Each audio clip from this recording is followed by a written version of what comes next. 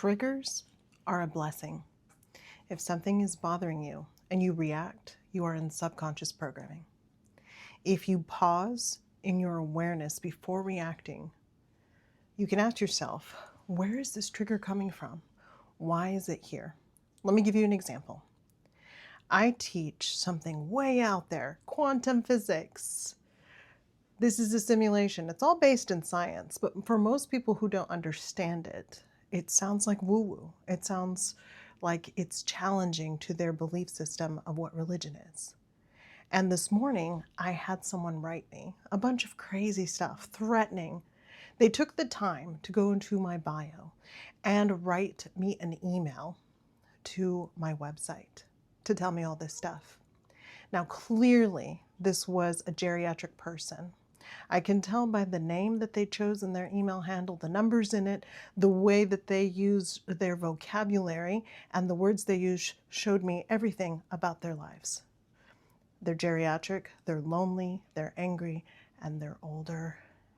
And they're getting a lot of triggers that are coming in and confronting them, especially about religion. And it is especially hard for this particular person because they're coming to the end of their life cycle, and everything that they believe about religion is being challenged in what I say. So in order to feel better, they lash out. People will lash out because it's triggering their wounds.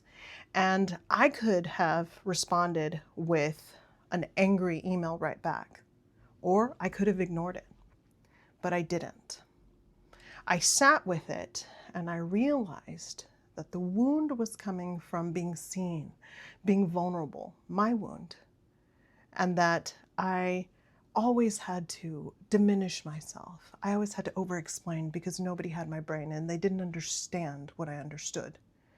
So it made me angry at first, but I sat with it. And I knew that this poor woman is lonely, she's dying, and she's coming to the end of her life. And she's writing out some nasty stuff because she's scared and she's lonely. So what I wrote her back was two things. The first one honored me, and I told her, you cannot write people like this. It is not okay. You need to find some community. That was the second thing I wrote her.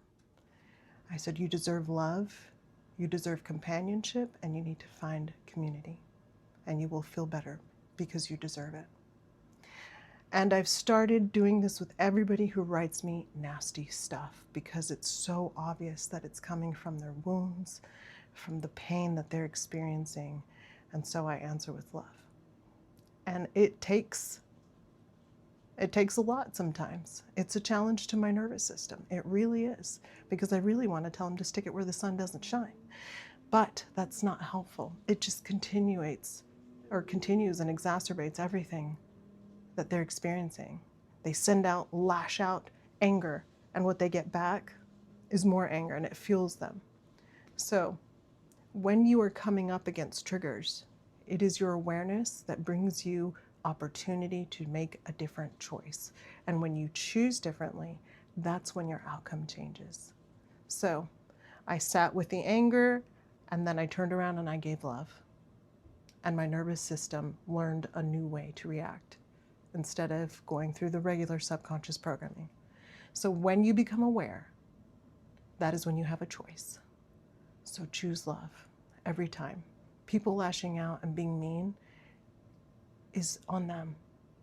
It's what they're going through.